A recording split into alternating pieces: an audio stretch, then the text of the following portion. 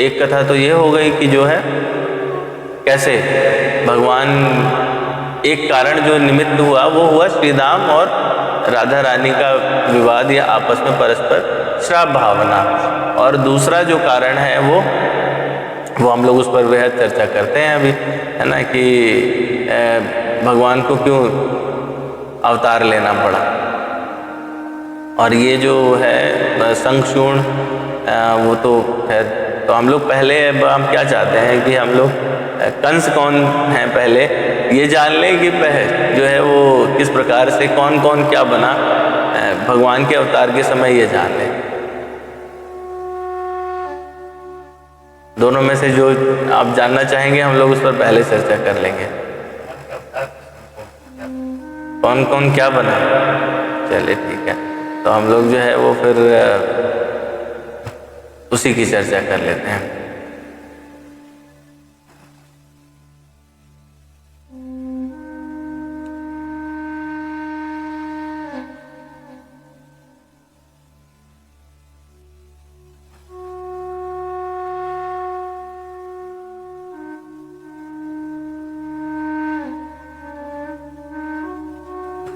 कथा उसी प्रकार से जैसे अभी हम लोगों ने पद्म पुराण से चर्चा की कि ये जो हम आपसे कथा अभी शेयर कर रहे हैं, चर्चा कर रहे हैं, या ब्रह्म वैवर्त पुराण में दी, तो वहाँ पर यही अत्याचारों के कारण पृथ्वी जो है वो जाकर के गुहार लगाती हैं ब्रह्मा जी के समीप, और वहाँ पर वो जाकर कहती हैं कि अभी इतने सारे अत्याचारी हो गए हैं, इतने पापी हो गए हैं जो हमेशा गौ हत्या करते रहते हैं, ब्राह्मण, देवता, वैष्णव, श्रीहरि और हरिभक्तों से द्वेष करते हैं, मैं उन सभी के भार से पीड़ित हो गया हूँ। और जैसे कि संक्षूण का भार था, संक्षूण यानी श्री राम जी जो संक्षूण बने और उसके समय पे जितना अत्याचार था उसी प्रकार का अत्याचार पुनः होना शुरू हो गया है। संक्षूण का तो भगवान शिव ने विनाश कर दिया, उसके बाद में थोड़ा शांति रही, लेकिन अभी एक कंस नाम का दैत्य वहाँ पर है और वो हर प्रकार से हमें प्रताड़ित कर रहा है, कोई भी धर्म का कार्य नहीं होने देता।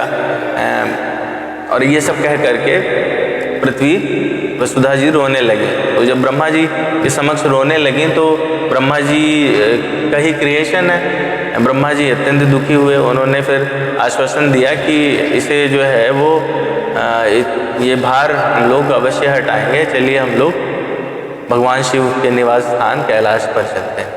और वहाँ कैलाश पहुँचे तो भगवान अपने त्रिशूल और पट्टिश के साथ बैठे हुए थे, बागंबर धारण कर रखा था उन्होंने।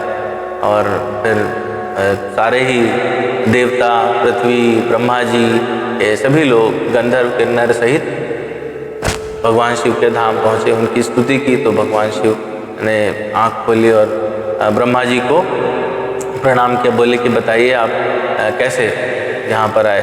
तो भगवान ब्रह्मा ने पूरा वृत्तांत सुनाया कि किस प्रकार पृथ्वी हमारे पास आई और कितना व्यथा है, भक्तों पर कितना कष्ट है, ये सब सुनाया। तो भगवान शिव और पार्वती जी इससे अत्यंत रुष्ट और दुखी भी हुए। फिर उन्होंने कहा कि चलिए हम लोग जो है धर्म के पास चलते हैं और हम लोग इसमें उपाय ढूंढते हैं कि धर्म संगत इसका कैसे उपाय हो सकता है। तो जब धर्म के पास पहुँचे तो धर्म ने कहा उन्हें कि भाई ये तो भगवान विष्णु इस ऐसी विपदाओं से हम लोगों को बचा सकते हैं, चलिए श्री हरि के धाम चलते हैं। और वो धाम क्या है, वो वैकुंठ है। ब्रह्म वैवर्त पुराण एक ऐसा है जो सारी लीलाओं का भी वर्णन करता है और अलग अलग धामों का भी वर्णन करता है। तो श्री हरि के धाम वैकुंठ में पहुँचे। तो ये जो वैकुंठ धाम है ब्रह्मांड से ऊपर की स्थिति है, उत्तम लोकों में गिना जाता है। भगवान के अपने ही आधार पर आधारित रहता है। इसमें मतलब अगर हम लोग साइंटिफिकली देखें तो गुरुत्वाकर्षण नहीं है, किसी प्रकार की कोई शक्ति नहीं है जो उसको बना के रखे। प्लैनेटरी मोशन के लिए जो रिक्वायरमेंट रहती हैं वो रिक्वायरमेंट्स वहाँ पर फिनिश हो जाती हैं। तो वहाँ पर पहुँचे जब तो देखा कि अत्यंत सुंदर अवर्णनीय वहाँ पर रचनाएं थीं और बहुत ही सुंदर वैकुंठ धाम में भगवान श्री हरि बैठे हुए थे। हाँ, तो ऐसे में ब्रह्मा जी ने भगवान श्री हरि की स्तुति करना शुरू की। यह स्तुति अत्यंत सुंदर है। ऐसे कहा जाता है ब्रह्म वैवर्त पुराण में, ऐसा लिखा हुआ है कि इसकी स्तुति जो नित्य प्रति करता है वो श्री हरि को अंततो गत्वा प्राप्त करता है। तो ब्रह्मा जी ने क्या स्तुति की? ब्रह्मोवाच नमामि कमलाकांतं शांतं सर्वेशं च्युतं वयं यस्य कलाभेदाः कलांश कलया सुराः मनवस्य मुनीन्द्राश्च मानुषाश्च चराचराः कला कलांश कलया भूतस्त्वत्तो निरंजन।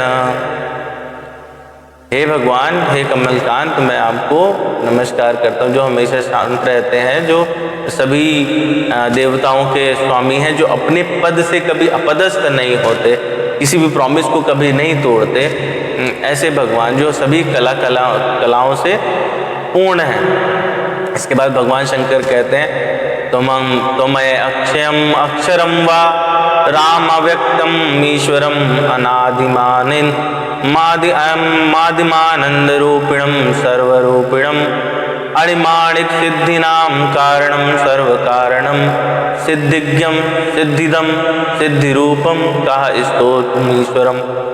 आप जो हमेशा अक्षय रहने वाले हैं, जिनका कोई क्षय नहीं होता, जो राम के रूप में व्यक्त होते हैं, अनादि हैं, सभी रूपों में स्थित हैं और जो सभी कारणों के कारण हैं, सिद्ध्यज्ञ हैं, ऐसे की मैं क्या स्तुति कर पाऊंगा। धर्म भी कहते हैं वेदे निरूपितम वस्तु वर्णनीयम विचक्षणै वेदे निर्वचनीय यतन वक्तुम चहका क्षमा यस्य संभावनीयम यद्गुण रूपम निरंजनम तदतिरक्तम स्तवनम किमहि स्तौमि निर्गुणम ब्रह्मादीनामिदं स्तोत्रम खट्श्लोकोक्तम महामुने पठित्वा मुच्यते दुर्गा द्वाचित्तम च लभे नरा। अर्थात कि जो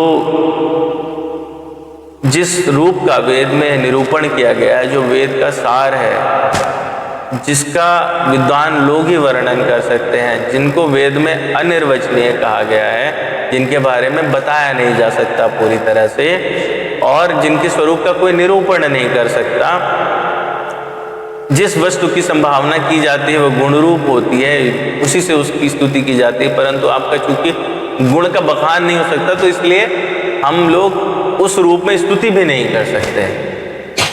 वो परमात्मा जो निर्गुण है, यानी सभी गुणों से पृथक है, जितने गुण हम जानते हैं उनसे अलग हैं, उनसे भी ऊपर हैं, ऐसे परमात्मा की मैं क्या स्तुति करूं, ऐसा कह करके धर्म ने कहा। तो ये जो श्लोक है, जो ब्रह्मा शंकर भगवान और धर्म की स्तुति है, ये अभीष्ट प्रदान करने वाली स्थिति है।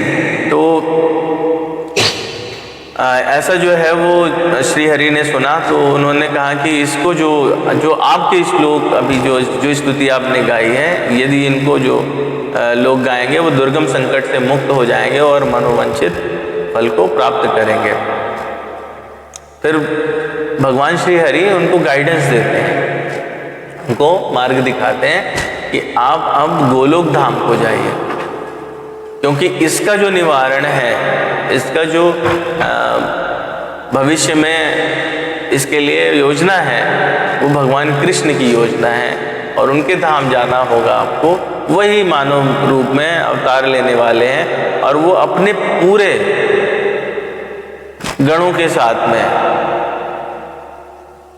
पृथ्वी पर अवतार लेंगे, तो इसीलिए वो पूर्ण अवतार माना जाता है। उसमें हर देवता का रोल है, हर देवता का रोल है, सबको भगवान कृष्ण ने कुछ न कुछ कार्य दिया था और वो गोलोक वृंदावन में उस अवतार में किसी न किसी रूप में उपस्थित थे।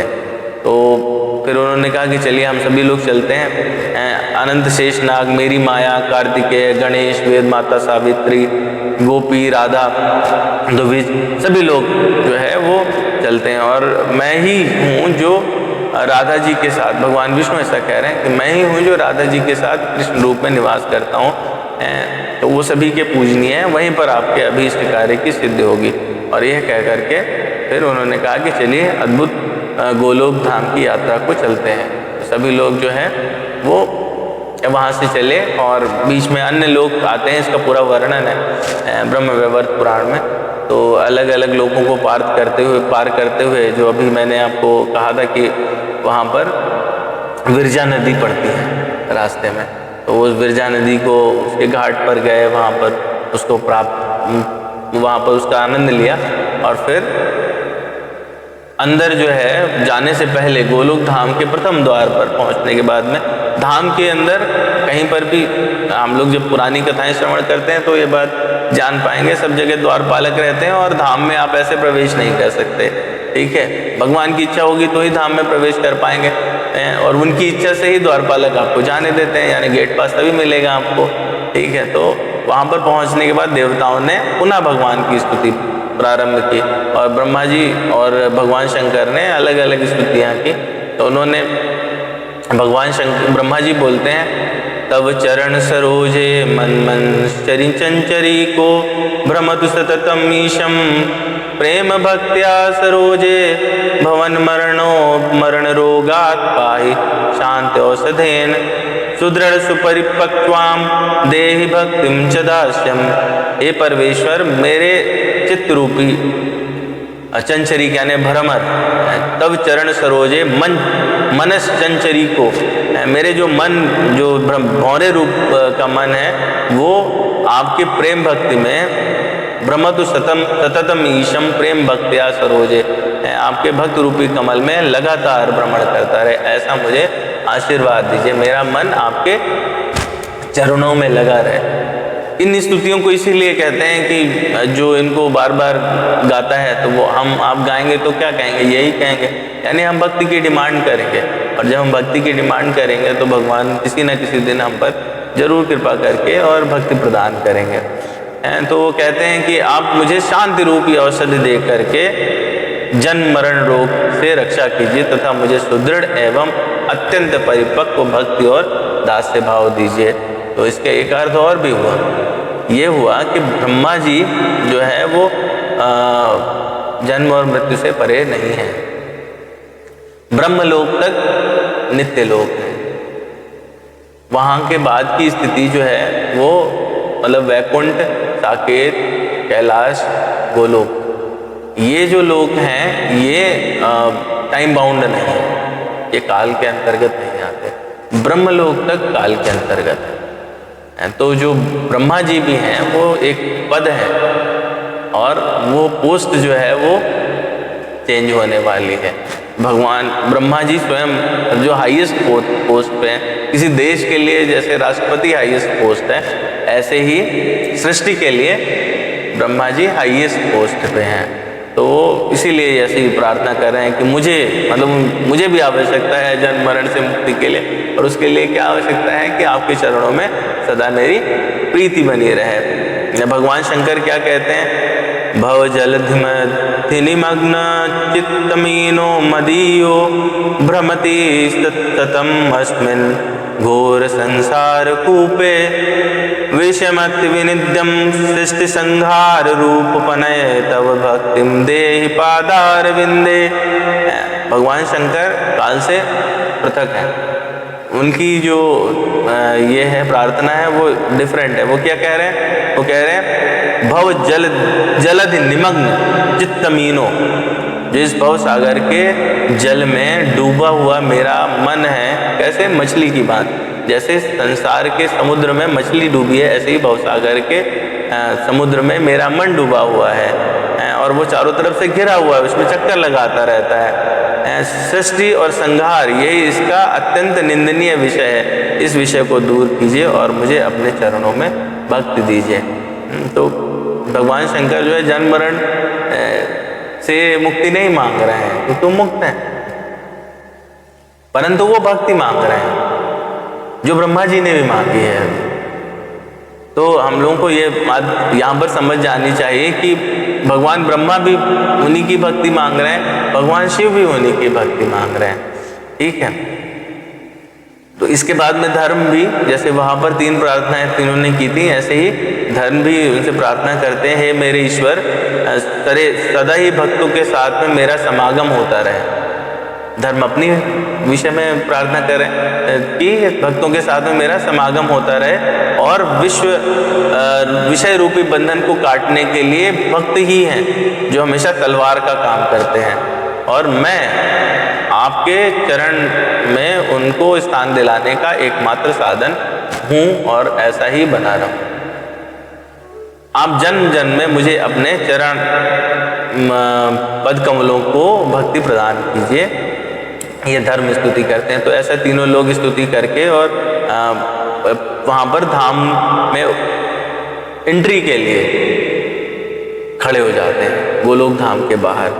तो वहाँ से अंदर से आवाज़ आती है कि आप लोगों का मेरे धाम में स्वागत है, आप लोग अंदर आइए। और भगवान शिव के आश्रय में जो लोग रहते हैं, क्योंकि भगवान शिव और भगवान हरि ये पृथक नहीं है, तो इसलिए वो भगवान विष्णु वहाँ पे कहते हैं इनके आश्रय में जो लोग रहते हैं उनसे कुशल क्षेम पूछने का कोई मतलब नहीं है, ठीक है। वो कुशल ही होंगे। जो भगवान शिव के आश्रय में रहेंगे, यानी वो मेरे ही आश्रय में है, वो कुशल ही होंगे। उनसे कुशल क्षेम पूछने का कोई यहाँ पर अर्थ नहीं निकलता। आप लोग अंदर आइए और निश्चिंत हो जाइए, और मेरे रहते मेरे भक्तों को चिंता नहीं करनी चाहिए। जो आपका अभिप्राय है वो मैं पहले से ही जानता हूँ। देवता ये बात समझ लें कि जो शुभ या अशुभ कर्म है वो समय पर ही होंगे, उनके लिए अवधि निश्चित है, टाइम बाउंड है, तो वो उस टाइम पर ही होंगे, वो डिस्टाइंड है। बड़ा और छोटा कार्य सब समय से संपन्न होगा। जैसे कि वृक्ष अपने समय पर फलता है, फूलता है, पतझड़ आते हैं, तो ये चक्र नित्य चलता रहता है। और जो सुख दुख, संपत्ति विपत्ति, शोक चिंता, शुभ अशुभ, ये सब अपनी कर्मों के फल हैं और ये लगातार होते ही रहते हैं। परंतु जो लोग भक्तों, ब्राह्मणों और गौओं से द्वेष रखते हैं और यज्ञ और देवताओं की हिंसा करते हैं, वो शीघ्र उसी तरह से नष्ट हो जाते हैं जैसे प्रज्वलित अग्नि में तिनके। और मैं उनका घातक बनकर के उस समय उपस्थित होता हूँ, तब उनकी कोई रक्षा नहीं कर पाता। ये जो है सिद्धांत है, ये यहाँ पर जो भगवान कह रहे हैं ये एक सिद्धांत है। भगवान अपनी इंसल्ट बर्दाश्त कर लेते हैं, परंतु वो भक्तों की इंसल्ट नहीं बर्दाश्त करते। जो उनके अनुगत्य रहता है या किसी प्रकार से उसको अगर हानि पहुंचती है तो भगवान उसको क्षमा नहीं करते। इसके अनेक एग्जाम्पल हैं इसके। दुर्वासा मुनि स्वयं जो है वो भगवान शिव का अवतार है, परंतु क्रोधवश वो परीक्षा लेने का के लिए कह लीजिए या वो लीला मात्र थी। ये सब एक ईश्वर दूसरे के लिए जो हम लोग देखते हैं, हम लोग लौकिक दृष्टि से देखते हैं, तो हम लोग को हमेशा लगता है यार ये ऐसी गलती जो है एक महामुनि कैसे कर सकता है, या भगवान शिव का जो रूप है जिन्होंने अवतार लिया वो ऐसी गलती कैसे कर सकते हैं। वो गलती नहीं कर रहे हैं, वो एक खेल है, वो एक प्रदर्शन है जो हमारे लिए एग्जाम्पल है, वो हमारे लिए बनाया जाता है। तो सिर्फ हमको उसको उस रूप में समझना चाहिए, तभी वो हमारे लिए लाभकारी होगा, वरना हम इस द्वेष भाव में हमेशा फंसे रहेंगे, हम कभी इससे बाहर ही नहीं निकल सकते। तो वो एक लीला है। दुर्वासा ऋषि जो है वो अम्बरीश को श्राप देना चाहते हैं। अम्बरीश जी जो है, राजा अम्बरीश भगवान की प्रार्थना करते हैं, हाथ जोड़ के खड़े हो जाते हैं। सुदर्शन चक्र पीछे पड़ जाता है, सुदर्शन चक्र उनके पीछे पड़ता है। फिर वो ब्रह्म लोक में जाते हैं, भगवान शिव के पास स्वयं जाते हैं, देवताओं से प्रार्थना करते हैं, भगवान विष्णु के पास भी चले जाते हैं। भगवान उनसे यही कहते हैं कि आप मुझे श्राप दे रहे होते तो कोई फर्क नहीं पड़ता, आपको क्षमा याचना उसी से करनी होगी, वही भक्त चाहे तो आपको क्षमा कर सकता है, अन्यथा कोई दूसरा नहीं कर सकता। तो भगवान का अपमान वो स्वयं बर्दाश्त कर लेते हैं, उन्हें मुश्किल नहीं आती है। लेकिन जब भक्त का अपमान हो रहा होता है या भक्त को हानि हो रही होती है तो भगवान फिर उसको बर्दाश्त नहीं करते। गीता का सिद्धांत भी यही है। बी आर चोपड़ा जी हम लोगों को सिखाते रहते थे हमेशा ही, ठीक है। 3 श्लोक जिनके उन्होंने बोले जो सबको रट गए, यदा यदा ही धर्मस्य ग्लानिर्भवति भारत अभ्युत्थानम् अधर्मस्य तदात्मानं सृजाम्यहम्। श्लोक का क्या अर्थ है? यही अर्थ है, जब जब धर्म की हानि होती है, परित्राणाय साधूनां विनाशाय च दुष्कृतां संभवामि धर्म संस्थापनार्थाय संभवामि युगे युगे। तो वहाँ पर भी आप देख लीजिए भगवान यही कह रहे हैं कि हम तभी आते हैं। ठीक इसी तरह से एक और कथा है, कथाएं बहुत सारी हैं कि ऋषियों के बीच में संवाद होता है कि कौन सबसे श्रेष्ठ है। तो भृगु ऋषि को कहा जाता है कि आप इसका परीक्षण करिए। वो भगवान के वैकुंठ लोक में जाते हैं और भगवान के वक्ष स्थल पर लात मारते हैं।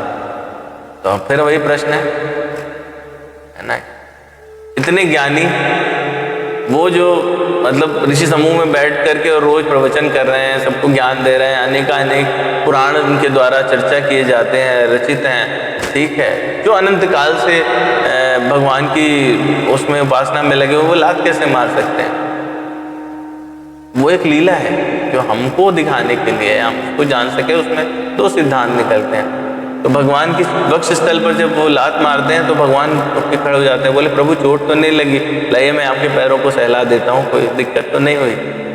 भगवान को डायरेक्ट हिट किया, कोई नाराजगी नहीं।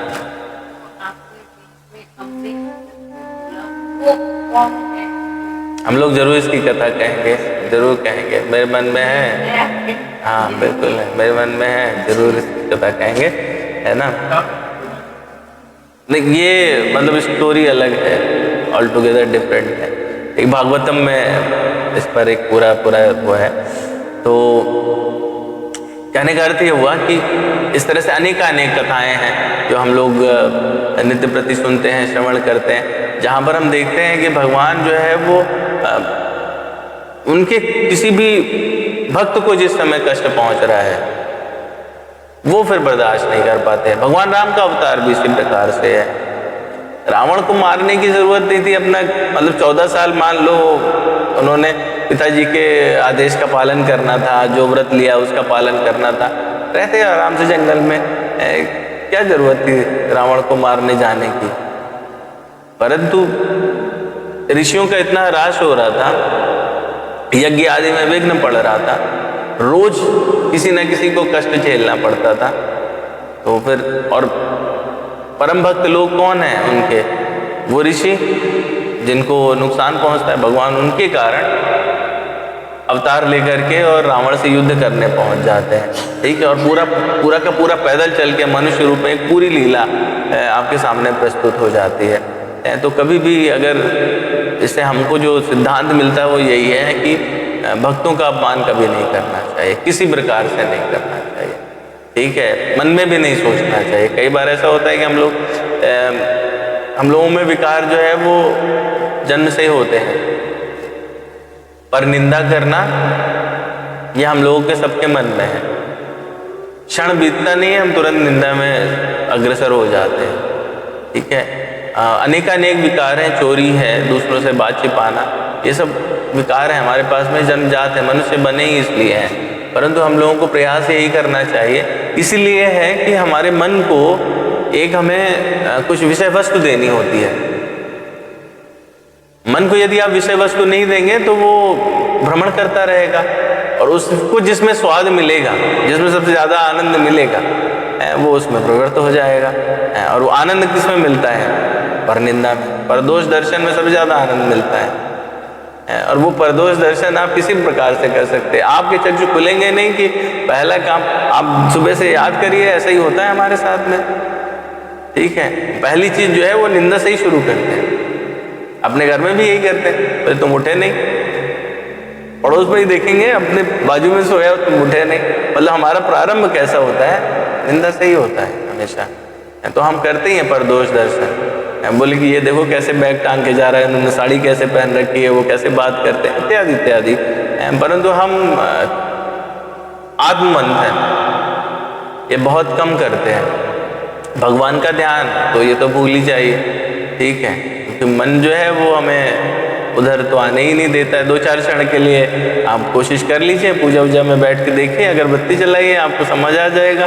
ठीक है, मन तो मानेगा ही नहीं, तो उसको ट्रेनिंग देनी पड़ेगी। जब आप उसको तो रोज थप्पड़ मार के किनारे बिठाएंगे, मन बंदर की तरह है, ठीक है, उसको आपको ट्रेनिंग देनी पड़ेगी। जब उसे आप डोर में बांध के और बिठा के रखेंगे तो फिर उस मार्ग पर चलना शुरू हो जाता है। चलिए ठीक है, हम कथा से थोड़ा भटक गए, तो मैंने मतलब कोशिश की है कि इसको बहुत शॉर्ट करूं, क्योंकि कथा बहुत बड़ी है। ये प्रश्न जो है वो इसलिए थोड़ा बृहद भी हो जाता है, आपने कहा किसको क्या।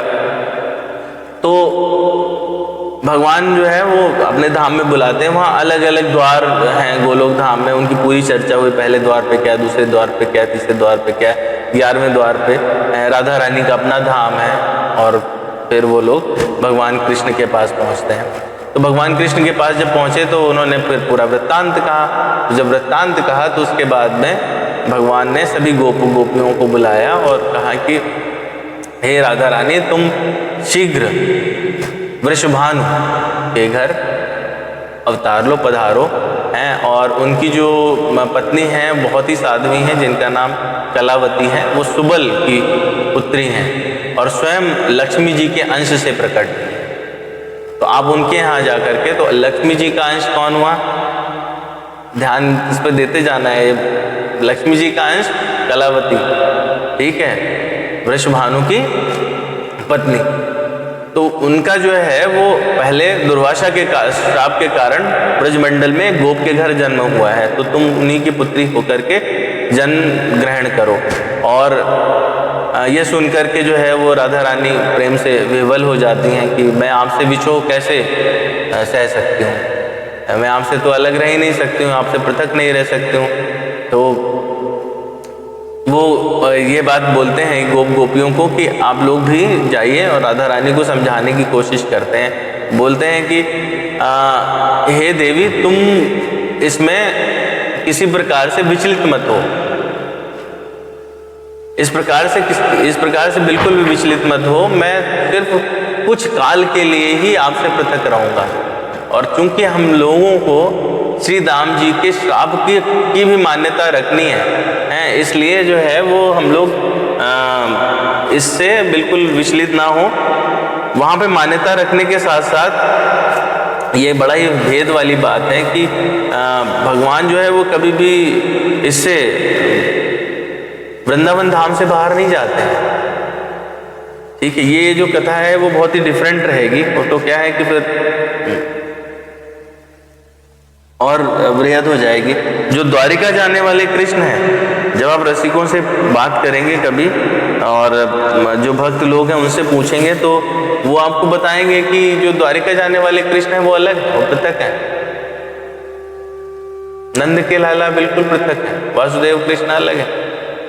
भगवान के अंदर ऐसी सामर्थ्य है कि वो एक ही समय में भिन्न रूपों में प्रकट हो सकते हैं, तो वो वहाँ के वहीं रह जाते हैं, वो नहीं चाहते, उन्होंने कभी वृंदावन धाम नहीं छोड़ा। मतलब इस पर बहुत ही फेमस स्टोरी है, आप कभी YouTube ब्राउज करेंगे तो ये सुन सकते हैं। बहुत ही रसिक संत हुए, तो उनको वो ब्रजनंदन की हमेशा उपासना करते रहते थे। एक बार ऐसे ही पूजा प्रार्थना कर रहे थे, तो भक्ति में लीन थे, तो एक आवाज़ आई कि सुन, तू बाहर आ, ब्रजमंडल के परिधि पे आ और मैं तुझे दर्शन दे दूंगा। भगवान कृष्ण की वाणी थी, पूजा वो अपने उसमें समाधि में स्थित थे, उन्हें दर्शन हो रहे हैं लगातार। बोले कि मैं जो है वो मायावियों के चक्कर में नहीं आता हूँ। बोले क्यों, तो ऐसी बात कर रहा है, तो यही तो दिनों रात मांग रहा है कि तुझे दर्शन चाहिए। बोले नहीं नहीं, हमारे गुरुदेव ने कहा है कि ब्रजमंडल की परिधि से बाहर भगवान भी स्वयं आके कहे कि वो भगवान है तो मानना मत, तुम्हारी गरज हो तुम अंदर आ जाओ, ठीक है। क्योंकि बाहर जैसे ही वो ब्रजमंडल के बाहर भगवान जाते हैं वो सुदर्शन धारण कर लेते हैं, वो नंदलाल रह ही नहीं जाते। तुम्हारा क्या भरोसा, तुम इस चक्कर में हो कि जैसे ही बाहर निकले गर्दन उड़ा दो, यही सेफ है। तुम्हें अगर इच्छा करे तो तुम आ जाओ, यही दर्शन दो, नहीं तो हम अपनी इस भक्ति में प्रसन्न हैं, इससे बाहर नहीं जाने वाले। अंतोगत्वा भगवान आए, उन्होंने दर्शन किया। मतलब एक बात यह है कि भगवान इस तरह से अलग अलग स्वरूप में एक ही समय पर प्रकट हो सकते हैं, अंश हो सकते हैं, अंशी हो सकते हैं, छाया रूप हो सकते हैं, तो ये सारे ही रूप हो सकते हैं। तो उन्होंने गोपियों को बोला कि सारी गोपियाँ वहाँ पे जाए, उनके लिए बाकायदा पूरी व्यवस्था की गई। लक्ष्मी जी सामने थी, तो लक्ष्मी जी से भी कहा, और उनका हे सनातनी देवी, आप जो है वो भीष्मक, एक राजा हुए उस समय भीष्मक नाम के। भीष्मक जो है वो विदर्भ देश के राजा थे। तो भीष्मक के राजभवन में आप जाओ और उनकी पत्नी के गर्भ से आप जन्म धारण करो, तो आपका वहाँ पर नाम होगा रुक्मणी, और मैं आपसे स्वयं कुंडनपुर में आकर के आपका पाणी ग्रहण करूँगा। ठीक है, तो ये उन्होंने किसको कार्य दिया? लक्ष्मी जी को। राधा रानी को दे चुके हैं, गोपियों को दे चुके हैं, लक्ष्मी जी को कार्य दे दिया है। जो दूसरी देवियाँ थी, रमा, पार्वती जी, इन सब लोगों को उन्होंने कहा कि आप लोग जो है वो वहाँ पर पहुँचिए, सबका अपना अपना कार्य है। पार्वती जी से बोले कि आप सृष्टि का संहार करने वाली हैं, कल्याणमयी महामाया स्वरूपणी हैं, तो आप जाइए, आप पहले अंश रूप से नंद के ब्रज में जाइए, वहाँ पे यशोदा जी के गर्भ में स्थापित हुई और व्यवस्था करिए कि हम नंद में किस प्रकार से आकर के रहेंगे और लीला करेंगे। और जब आप वो जो है वहाँ से मथुरा आएंगी तो आपको कंस के स्पर्श होते ही या उससे पूर्व ही आप अपने धाम को वापस आ जाएंगे। तो हम लोग अभी पद्म पुराण में भी ये बात चर्चा कर चुके हैं। यहाँ पर वो ये बात कहते हैं कि आप जो है वो वहाँ जाकर के स्थापित हो जाइए और भगवान शिव के साथ में रह जाएंगे। स्कंद से बोलते हैं जो भगवान शिव के पुत्र हैं कि आप जाइए भूतल पे और जामवंती के गर्भ में स्थापित होंगे, मैं जामवंती से विवाह करूंगा और आप मेरे पुत्र कहलाएंगे। तो इस तरह से उन्होंने हर देवी देवता को अपना अपना एक वो दिया कि कौन कहाँ रहेगा। कामदेव को उन्होंने बोला कि आप रुक्मणी के पुत्र होंगे और आपका नाम प्रद्युम्न होगा।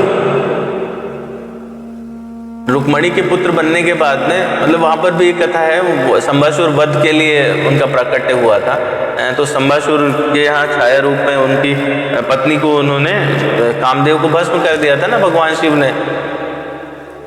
पार्वती जी से विवाह के लिए कामदेव को सब देवताओं ने भेज दिया, बलि चढ़ाया। कामदेव ने पूरा प्रयास किया, भगवान शिव की तीसरी आंख खुली और काम भस्म हो गए। ठीक है, वो भी लीला बहुत विचित्र है, शॉर्ट में बोलूंगा। भगवान शिव की तीसरी आंख खुलती ही है आपकी काम वासना को भस्म करने के लिए। वो एग्जाम्पलीफाई ये नहीं करता है, हम लोग हमेशा उल्टे डायरेक्शन में सोचते हैं ना, बल्कि कामदेव ने भगवान को की समाधि को भंग कर दिया। नहीं भैया, उल्टा है इसका। भगवान शिव जब भी आंख खोलते हैं वो काम को ही भस्म करते हैं हमेशा। तो वो आपके लिए भी जब आंख खोलते हैं तो आपकी जो काम वासना है उसको ही भस्म करते हैं, वो इसी चीज का प्रतीक है। खैर, कामदेव जो है वो उस समय भस्म हो गए, तो उनकी जो पत्नी रति थी उन्होंने प्रार्थना की कि अब मेरा क्या होगा। तो फिर उन्होंने आशीर्वाद दिया कि रति आप जो है वो जा कर के जब मेरा अवतार होगा उस समय मायावती नाम से आप जन्म लेंगे और आपको संबासुर नाम का एक असुर वो बंदी बना लेगा और तब मेरे पुत्र के रूप में कामदेव उत्पन्न होंगे जो उनका वध करेंगे। तो वो वहाँ पर जा कर के उनका वध करते हैं। इसी तरह से जो यमुना गंगा हैं तो उनको कालिंदी नाम से उनका प्राकट्य हुआ। तुलसी जो है वो हम लोग तुलसी की कथा कुछ लोग को पता होगी, तो खैर अभी हम लोग उसमें भी नहीं जाएंगे। तुलसी जी वहाँ पर प्रकट होती हैं और उनको पूजनीय माना जाता है। वृंदा देवी जो है वो तुलसी के रूप में प्रकट हुई ना, शालिग्राम से विवाह होता है उनका। तो उन्होंने कहा कि आप भी वहाँ प्रकट होंगे और आप उस नित्य धाम में रहेंगे। तो इसी तरह से उन्होंने सबको मतलब एक एक को स्वाहा सुधा नाम की दो वो थी, उनको भी बोला कि आप सुशीला के रूप में अवतीर्ण होंगी और सूर्य की पत्नी संज्ञा, देवी सरस्वती जो कि सत्यभामा बनेंगी, और ये दोनों ही स्वाहा और स्वधा जो है वो अंश रूप से सुशीला बनेंगी। तो जो राधा रानी की 8 सखियाँ रहती हैं उनके रूप में ये सारे लोग जा कर के स्थापित होंगे। तो इस तरह से उन्होंने सबको मतलब एक कार्य दिया। धर्मदेव को कहा कि आप भी जाइए, आप जो है वो 2 अंश में रहेंगे, एक अंश से आप युधिष्ठिर होंगे, दूसरे अंश से आप विदुर होंगे। अश्विनी कुमारों को कहा कि आप नकुल और सहदेव के रूप में प्रकट होंगे। इंद्र को उन्होंने कहा कि आप अर्जुन के अंश के रूप में आएंगे। सूर्य को कहा कि आप कृष्ण के रूप में आएंगे, तो कर्ण के रूप में आएंगे। तो मतलब बात यहाँ पर यह भी है कि जो कौरव पांडव का युद्ध है, महाभारत है, उसमें ऐसा नहीं है कि पांडव कौरवों की तरफ में जो है देव योनि वाले लोग नहीं है। भीष्म स्वयं वसु है ना, प्रभास नाम के वसु हैं, वो 8वें वसु हैं जो जिन्होंने अवतार लिया, श्रावस वो वहाँ पे हैं। तो इस धर्म की स्थापना करने के लिए वो एक लीला है। वो आपको बता रहे हैं कि भाई देखो, ऐसा है कि आप भले से ही देवता क्यों ना रहो, यदि आप अधर्म के साइड में रहोगे तो अंत में आपको बाणशैया पे लेटना पड़ता है, आपको कष्ट भोगना पड़ता है। आपको जो है इच्छा मृत्यु का वरदान क्यों ना हो, आप उसको उस कष्ट से गुजरना पड़ेगा। तो ये जो आपका परिणति है वो आपके कर्म के आधार पर है। वो सिर्फ इस ये लीला ही ये सब बताने के लिए है। तो ये सब जो है उन्होंने व्यवस्था बनाई। दुर्योधन, मैंने मतलब जब पहला श्लोक दूसरे श्लोक पे चर्चा की थी धर्म क्षेत्र के बाद में, दृष्टवा तु पांडवानीकम है, तो वहाँ पे मैंने कहा था कि दुर्योधन जी जो है वो कली का अवतार है, कलयुग। तो दुर्योधन कली का अंश बने, समुद्र का अंश शांतनु बने, और शंकर का अंश अश्वत्थामा, अग्नि के अंश द्रोण। अगर आप देखो, ठीक है, अपोजिट पार्टी वाले हैं ना सारे। तो अगर हमको मतलब ये हो कि एक भगवान दूसरे भगवान से जो है वो श्रेष्ठ कैसे हैं, इस युद्ध में हार कैसे, लीला है, ये सारी की सारी लीला है। वसु की पत्नी यशोदा हुई और कमला के अंश से द्रौपदी हुई उत्पन्न। तो इस तरह से शत्रुपा के अंश से सुभद्रा, और देवता लोग अपने अपने इसी तरह से गोप गोपियों में वो स्थापित हुए जा करके। और वहाँ पर फिर भगवान कृष्ण ने जब ये पूरी व्यवस्था बन गई तो भगवान कृष्ण जा करके वसुदेव के, उसके पहले जो है वो अलग अलग 6 बालकों की हत्या कंस कर देते हैं ना। तो वो 6 बालक जो है वो पूर्व जन्म के और उससे भी पूर्व जन्म के देवता हैं। उसके पूर्व जन्म में वो कालिनेमी के स्वयं पुत्र हैं। कालिनेमी जो है उसने स्वयं ये प्रतिज्ञा ली थी, अपने पुत्रों को बोला कि मैं स्वयं वध करूंगा, क्योंकि उसका कहना नहीं मान रहे थे। तो ये सारी स्टोरीज जो है ना इतनी, वो कालिनेमी भिन्न है। ये वाले जो कालिनेमी हैं, बस अब हम लोग मतलब इस चीज़ को कंप्लीट करके और उसमें प्रवेश करते ही हैं। टाइम मैं इसीलिए शॉर्टर में हर चीज़ को शॉर्टर में लेके जा रहा हूँ।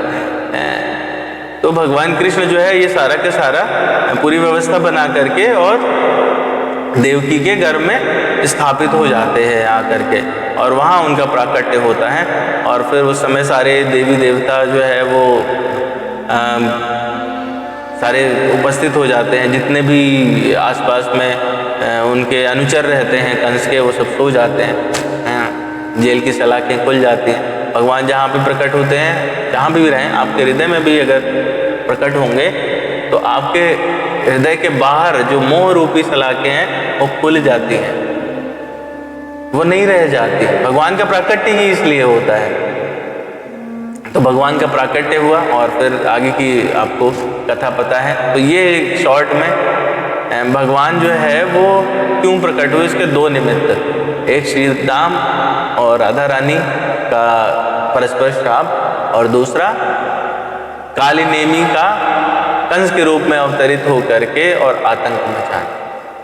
ठीक है, तो ये 2 कारणों से भगवान जो है वो प्रकट हुए। और सारा पूरा जितना भक्त समाज है, साथ में देवताओं का समाज है, ब्रह्मा विष्णु महेश, उस सब के सब, इसीलिए वो लीला पूर्ण लीला मानी जाती है, क्योंकि उस समय पूरा का पूरा गोलोक धाम, वैकुंठ धाम सभी जो है वो वृंदावन में उपस्थित थे।